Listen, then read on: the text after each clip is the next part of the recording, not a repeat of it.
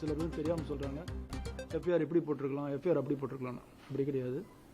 பாதிக்கப்பட்டவங்க எப்படி கொடுக்குறாங்களோ, என்ன சொல்கிறாங்களோ அதை அப்படியே போடணும். அதுதான் எஃப்ஐஆர். அது எஃப்ஐஆர் போட்டோம். எஃப்ஐஆர் போட்டு விசாரிக்க ஆரம்பித்தோம். ஏசி கோட்டூர்புரம் தலைமையில் 4 டீம் போட்டு ஒவ்வொருத்தருக்கும்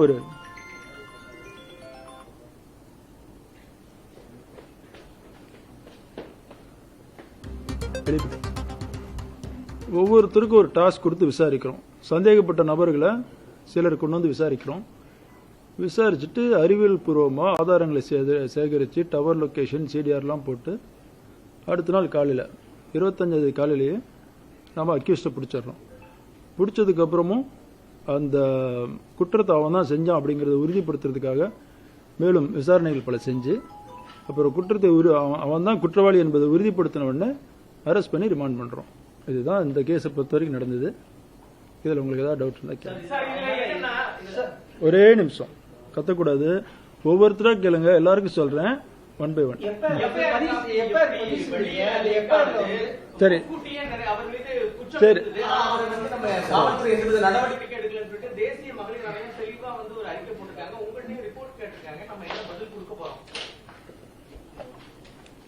எஃப்ஐஆர் அதாவது சில குற்றங்களுக்கு போக்சோ குற்றங்கள், அதே மாதிரி கிரைம் அகெயின்ஸ்ட் உமன் இருக்கக்கூடிய சில குற்றங்களுக்கு எஃப்ஐஆர் போடும் பொழுது சிசிடிஎன்எஸ்மாங்க. சிசிடிஎன்எஸ்ல ஆட்டோமேட்டிக்காகவே பிளாக் ஆகிடும். இப்போ இந்த பிஎன்எஸ் ஐபிசியிலேருந்து பிஎன்எஸ் மாறும் பொழுது சில டெக்னிக்கல் கிளிஜினால இந்த எஃப்ஐஆர் லாக் ஆகுது தாமதமாயிருக்கு. அந்த தாமதமான டைமில் ஒரு சிலர் பார்த்துருக்குறாங்க, அதை பதிவிறக்கம் செஞ்சுருக்கிறாங்க. அவங்க வழியாக லீக் ஆகிருக்கலாம். 1. 2வது, எந்த எஃப்ஐஆரை போட்டாலும் கம்ப்ளைண்ட் இருக்கிறாங்களே அவங்களுக்கு ஒரு காப்பி கொடுக்கணும். அது மேண்டேட்ரி. அதுபடி நாம் விக்டிம்க்கு ஒரு காப்பி கொடுத்தோம். இந்த 2 வகையில் தான் எஃப்ஐஆர் வெளியே வந்திருக்கணும். இந்த எஃப்ஐஆர் இந்த மாதிரி கேஸில் வெளியே வரக்கூடாது, லீக் பண்ணக்கூடாது. பண்ணுறது சட்டப்படி குற்றம். அதே மாதிரி அந்த லீக் ஆகிருந்தா கூட அதை எடுத்து வச்சுட்டு பெரிய அளவில் விவாதம் செய்வதும் சட்டப்படி குற்றம். என்ன குற்றம்னா, பாதிக்கப்பட்ட நபரோட ஐடென்டிட்டி, அதாவது அடையாளம் எந்த வகையிலுமே வெளியே தெரியக்கூடாது. பேர் தான் சொல்லணும் இல்லை, அவங்க கொடுக்கக்கூடிய சில தகவல்களை வச்சு அந்த பாதிக்கப்பட்ட நபரை நாம் அடையாளம் கண்டுபிடிக்க முடியும் அப்படிங்கிற அளவுக்கு தகவல் கொடுத்தாலுமே தவறு. அந்த மாதிரி கொடுத்தது வெளியே தெரிய வந்ததுனால இப்போ கோட்டூர்புரத்தில் நம்ம இந்த லீக் பண்ணதுக்கு எஃப்ஐஆர் போட்டிருக்கோம், கேஸ் போட்டிருக்கிறோம். இப்போ அதுபடி போட்டு யார் இதை லீக் பண்ணாங்க அப்படின்றத கண்டுபிடிச்சு அவங்களுக்கும் தகுந்த தண்டனை அளிக்கும். இது பொதுவெளியிலிருந்து வந்தது. கொஞ்சம் கவனமாக கேட்கணும், திருப்பி கேட்கக்கூடாது. எஃப்ஐஆர் போட்டிருக்கிறேன் கோட்டூர்புரம் போலீஸ் ஸ்டேஷனில். இந்த இதை லீக் பண்ணதுக்கு யாருன்னு கண்டுபிடிச்சு அதுக்குள்ள நடவடிக்கை அதை அனுப்புவோம். அதுக்கு டைம் இருக்கணும்.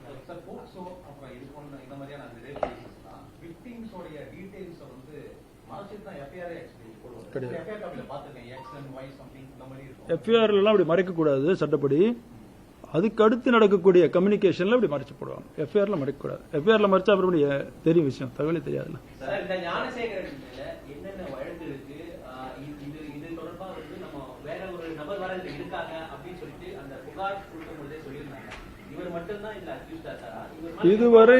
இதுவரைக்கும் நடந்த புலன் விசாரணையில இவர் ஒருவர் தான் குற்றவாளி.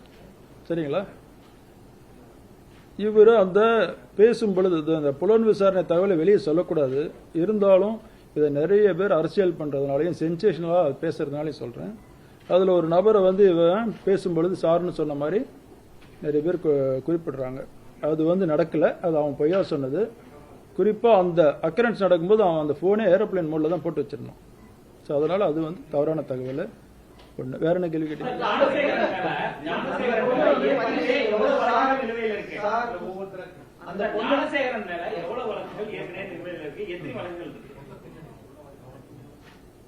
இதுவரைக்கும் ஞானசேகரன் மேல சென்னை மாநகரத்தில் பொறுத்த வரைக்கும் 2013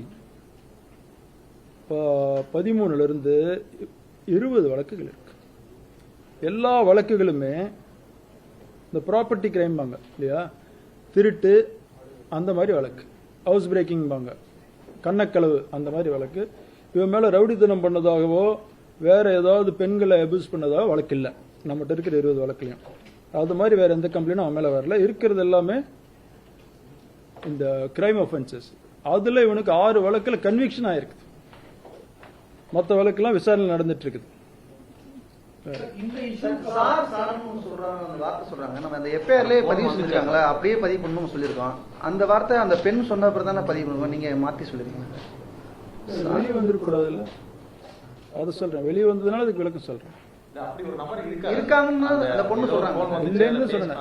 அது இல்லாத ஏரோப்ளேன் மோட்ல போட்டு அது சும்மா பயமுறுத்துறதுக்காக அப்படி சொல்றேன். அவங்களை பயமுறுத்துறதுக்காக. சார், தற்போது பாதிக்கப்பட்ட இந்த பெண் கொடுத்த புகாருக்கு அப்புறம் தான் ஆல்ரெடி ஒரு பொண்ணு வந்து பாதிக்கப்பட்டதுன்னு இப்ப சொல்லி இது வரைக்கும் வேற பெண்கள் இவனால பாதிக்கப்பட்டாங்கன்னு காவல்துறைக்கு புகார்கள் எதுவும் வரலைங்க. வரவில்லை. வெயிட் பண்ணுங்க சார், வரல. ஆனா இப்ப விசாரணை அவனை அனுப்பிச்சிருக்கல, கஸ்டடி எடுத்து விசாரிப்போம். அவனோட போன்லாம் விசாரிச்சு பார்க்கும்போது வேற யாராவது பாதிக்கப்பட்டிருந்தா பாதிக்கப்பட்டவங்களை கன்வின்ஸ் பண்ணி கம்ப்ளைண்ட் வாங்கணும். இது வரைக்கும் காவல்துறைக்கு புகார்கள் வரல. பாதிக்கப்பட்டிருக்கிறதுக்கு வாய்ப்பு இருக்குதான் அவனோட ஃபர்தர் இன்வெஸ்டிகேஷன் தான் தெரியும்.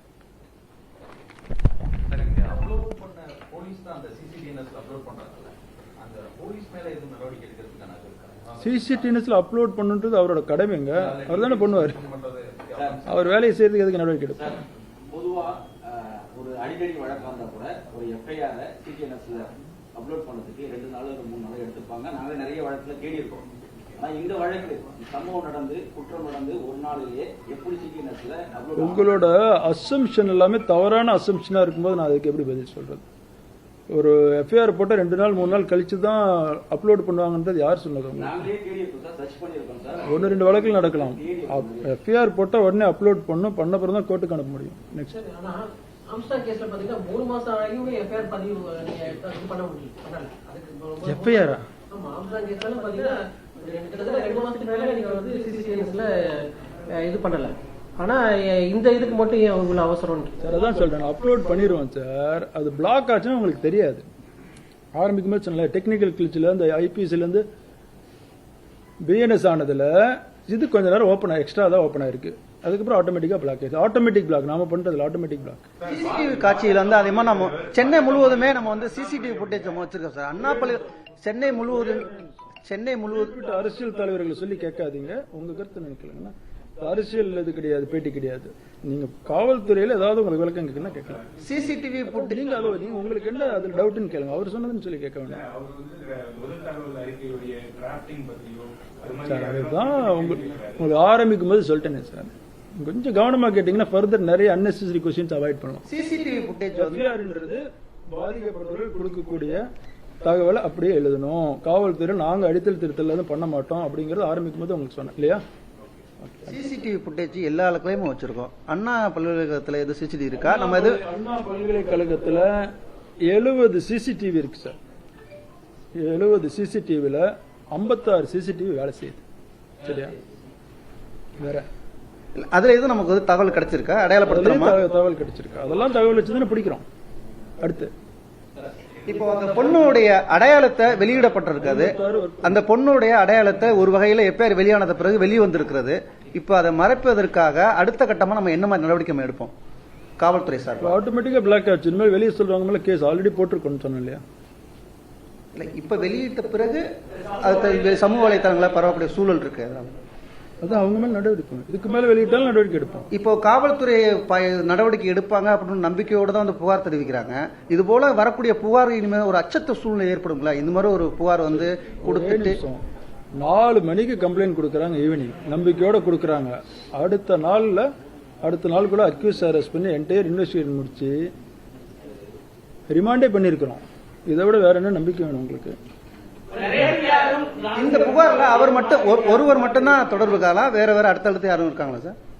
உங்களுக்கு எல்லாமே ரிப்பீட் பண்ண வேண்டியதா இருக்குது. இல்ல, அவர் ஒரு ஆள் மட்டும் சொல்லிட்டேன். கொஞ்சம் கவனிச்சுக்கலாம். One by I'll answer all your questions. Go one by one.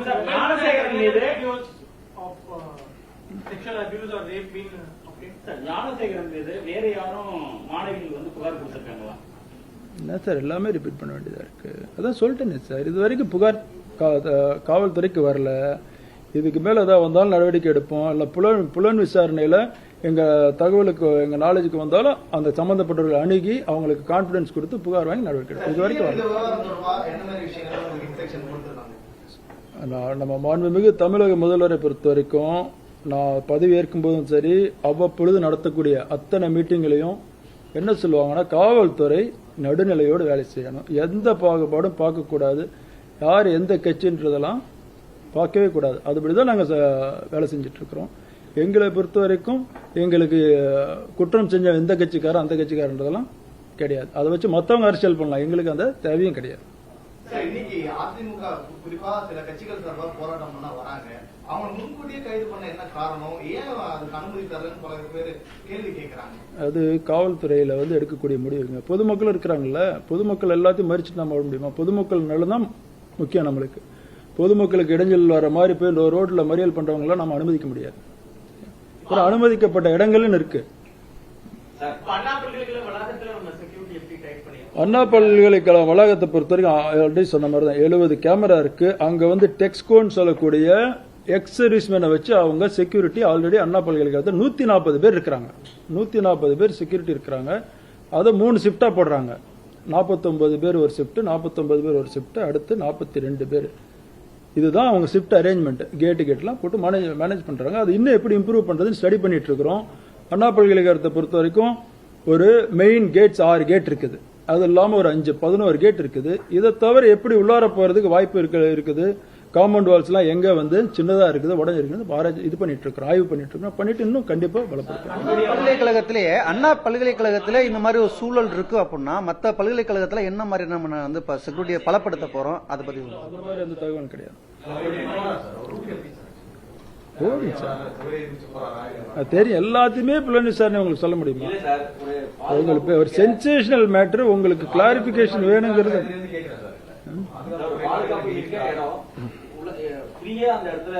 அதாவது அண்ணா பல்கலைக்கழகத்தை பொறுத்த வரைக்கும் பொதுமக்கள் வாக்கிங் போறதுக்கு காலையிலையும் மாலையிலையும் அலோவ் பண்றாங்க. பொதுமக்களே போயிட்டு வந்துட்டு இருக்காங்க. அது உள்ளார போற வருதுன்றதுல சந்தேகப்பட்டா நிறுத்தி கேட்கறாங்க. அதனால இது எப்படின்னு விசாரிச்சு சொல்றாங்க. காவல்துறையை பொறுத்த வரைக்கும் கோட்டுப்புறம் காவல் நிலைய எல்லைக்குள்ள வருது. இது அதை 3 செக்டரா பிரிச்சிருக்காங்க. அண்ணா யூனிவர்சிட்டின்றது ஏ செக்டார்ல வருது. இந்த ஏ செக்டாருக்கு நமக்கு 3 பெட்ரோல் வெஹிக்கிள் இருக்குது. அந்த 3 பெட்ரோல் வெஹிக்கிள் அட் அ டைம்ல ஒரு பெட்ரோல் வெஹிக்கிள் அந்த அண்ணா யூனிவர்சிட்டிலே இருந்திருக்கும். நீங்க அந்த பக்கம் போறவங்களாம் தெரியும், இந்த கேட்ல இருப்பாங்க, எல்லாம் அந்த காந்தி மண்டபம் கேட்ல இருப்பாங்க. அது இல்லாம 2 வீலர் பெட்ரோல் இருக்கு செக்டார் பேது. இது பொதுவா வெளியே பார்ப்போம், உள்ளார ஒரு ரவுண்ட்ஸ் போவோம். இதுக்கு மேல எப்படி இன்னும் அதை பலப்படுத்துறது யோசிப்போம். மாமல்லபுரம் காவல் நிலையத்துல இதே போன்ற ஒரு காதல் ஜோடி மிரட்டி பாலியல் செய்யப்படுறதா கைதாயிருக்காரு. அதே போல இந்த அண்ணா யூனிவர்சிட்டிக்கும் 2014 ஒரு வழக்குல நீங்க சொல்ற எதுவுமே அங்க வழக்குல இல்ல. இப்ப நான் சொன்ன 20 வழக்கு இருக்குன்ட்டு அதுல அந்த மாதிரி இல்ல. மாமல்லபுரம் கேஸ்ல ஏற்கனவே கைதாயிருக்காரு. மாமல்லபுரம் வெரிஃபை பண்ண சென்னை சிட்டில கிடையாது. இந்த இன்சிடென்ட்ல செக்ஷன் ஆட் பண்றதுக்கு வாய்ப்பு இருக்கா? ஒரு 14 வீக்ஸ் இவரோட கண்ட்ரோல்லே ஆமா, செக்ஷன் ஆட் பண்ணிருக்கிறோம். அது கொடுப்போம் உங்களுக்கு. என்னென்ன செக்ஷன்ஸ் என்ன ஆட் பண்றோம்ன்றது உங்களுக்கு ஆட் பண்ணியாச்சு, ஆல்ரெடி கொடுக்குறேன். அடிஷனல் செக்ஷன் கண்காணிப்பு நம்ம காலத்தை தொடர்ந்து வர கண்காணிக்கிறோமா சார்? 20 வழக்கு இருக்குன்னு சொல்றோம், தொடர்ந்து கண்காணிக்கிறோமா சார்? நம்ம கரெக்டா கேட்கிறாரு. 2014 தான் இவனோட மெயின் ஆக்டிவிட்டி. 2019 கடைசி கேஸ் அவனுக்கு ரிப்போர்ட் ஆகுது. 2019க்கு அப்புறம் கேஸ் இல்லை அவனுக்கு. 2023 ஒரு அனிமல் இது பெட் கிளினிக்ல ஒரு சின்ன வம்பு பண்றான். அது நம்ம தகவலுக்கு வந்திருக்கு. மற்றபடி 2019க்கு அப்புறம் அவன் மேல கிரிமினல் கேஸ் இல்லை. அடுத்து சார் இந்த ஒரு பொண்ணை தான் அவர் மிரட்டியிருக்காரா சார்? சார் இந்த ஒரு பொண்ணை தான் அவர் மிரட்டியிருக்காரா இல்ல வேற வேற பொண்ணு மிரட்டியிருக்காரா? இந்த விசாரணை தெரிய வந்திருக்கா சார்? நீங்க அவர் கேட்டதே திருப்பி that is under investigation.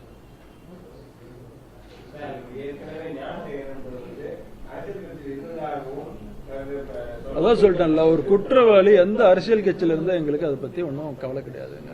அவன் எந்த கட்சியில இருந்தாலும் அவன் மேல ஆக்ஷன் எடுக்க போறோம். இது தேவையில்லாம நீங்க தான் பெருத்திப்படுத்துறீங்க. எங்களுக்கு அவன் எந்த கட்சிக்காரன்றது முக்கியமே கிடையாது.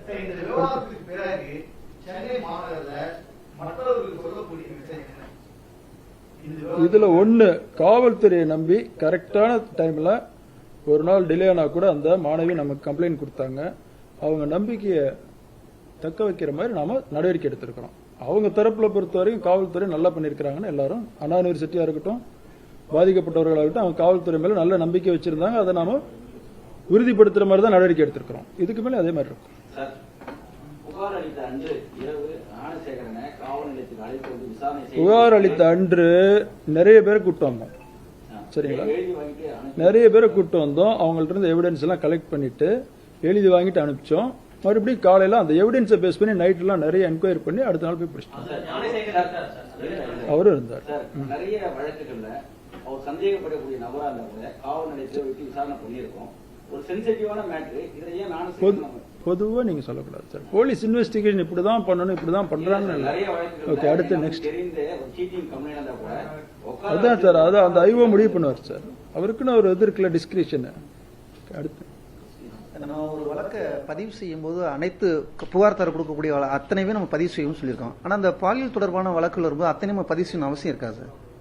ஆமா, கண்டிப்பா புகார் எனி காக்னிசபிள் அஃபென்ஸ் காவல்துறைக்கு வந்து கொடுக்கும் பொழுது பதிவு பண்ணணுன்றது மேண்டேட் பண்ணி தான் ஆகணும். பாதிக்கப்பட்ட மாணவி பாதுகாப்பா இருக்காங்களா, எப்படி இருக்காங்க? நல்ல பாதுகாப்பா இருக்கிறாங்க. அவங்களுக்கு ஒரு இது இல்லை. அவங்க நம்ம எடுத்த நடவடிக்கையை பொறுத்த வரைக்கும் அவங்களுக்கு திருப்தியா இருக்கிறாங்க. மற்ற மாணவிகளுக்கு ஆமா ஆமா, இது நல்ல கேள்வி. ஏன்னா இந்த மாணவி எப்படி தைரியமா வந்து சொன்னாங்களோ அந்த மாதிரி எந்த ஒரு குற்றம் நடந்தாலும் இவங்க அதை சொல்லிடுவாங்க அப்படின்ட்டு எதையும் யோசிக்காம கண்டிப்பா அவங்க வந்து காவல்துறை அணுகி புகார் கொடுக்கணும். கொடுத்தா நம்ம சட்டப்படி நடவடிக்கை எடுப்போம். சார், இந்த சிசிடிஎன்எஸ் பத்தி சொல்லிருந்தீங்க. இந்த பிஎன்எஸ் ஆக்ட் வந்ததுக்கு அப்புறம் அதுல ஒரு லேக் இருக்குன்னு சொல்லி அந்த லேக பயன்படுத்தி தான் யாரோ லீக் பண்ணிட்டாங்க. பட் அதுக்காக வந்து மீடியா மேல வழக்கு பதிவு இல்ல, டெக்னிக்கல் கிழிச்சல ஓப்பனா இருந்தது. அதை எடுத்து அதை பண்ணக்கூடாதுன்றது தெரியும் இல்லையா? விக்டிம் ஐடென்டிட்டி எதுவும் வந்திருக்காரு வந்திருந்தா வந்து அவங்க மேல நடவடிக்கை எடுப்போம். இல்ல சார், பேஜ் ஏதோ பேஜ் ஆக்ஷன் பேஜ் ஏதோ பயன்படுத்திருக்காங்க. விக்டிம் சரி, இது பொதுவா எல்லாத்துக்குள்ளதை கேளுங்களேன். உங்களுக்குள்ளதை நான் தனியா சொல்றேன். எனக்கு இல்ல சார், நான் பொதுவாக நான் கேட்கிறேன். மீடியா நான் கேட்கிறேன். மீடியாவுக்கு தெரியணும். மீடியா ரொம்ப பொறுப்பான இது இல்லையா? அவங்க வந்து இந்த தகவலை தான் வெளியே விடணும், இந்த தகவலை வெளியே விடக்கூடாதுன்ற விஷயம் உங்களுக்கு தெரியும். அதையும் மீறி அதை அப்படி விட்டுருந்தா யாரா இருந்தாலும் அவங்க மேல நடவடிக்கை. பொதுமக்களை வந்து பாக்குற அளவுக்கு இருக்கு சிசிடிஎன்எஸ். அதுல ஒரு தொய்வு இருக்குல்ல, ஏதோ லேக் இருக்குல்ல, அது எடுக்கிற அளவுக்கு அதை நம்ம சரி பண்ணணும். அதுக்கு முன்னாடி பொதுமக்கள் பாக்குற அளவுக்கு இருக்கும்போது அவங்க யாரும் அவேர்னஸ் இருக்காது.